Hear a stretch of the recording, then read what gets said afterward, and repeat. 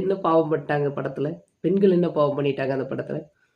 So இந்த படம் வந்து டைட்டிலும் சம்மந்தம் இல்லை, படத்தோட கேரக்டர்ஸ் வந்து நீங்கள் ஒன்று பெண்களை வெளியே காட்டணும்னா பெண்ணை வந்து ஒரு மெச்சூர் கேரக்டராவது காட்டியிருக்கணும். அப்படியும் இல்லை, இது ரொம்ப ரொம்ப இன்னசென்ட்டான ஒரு பொண்ணையும் காட்டுறீங்க. அடுத்ததாக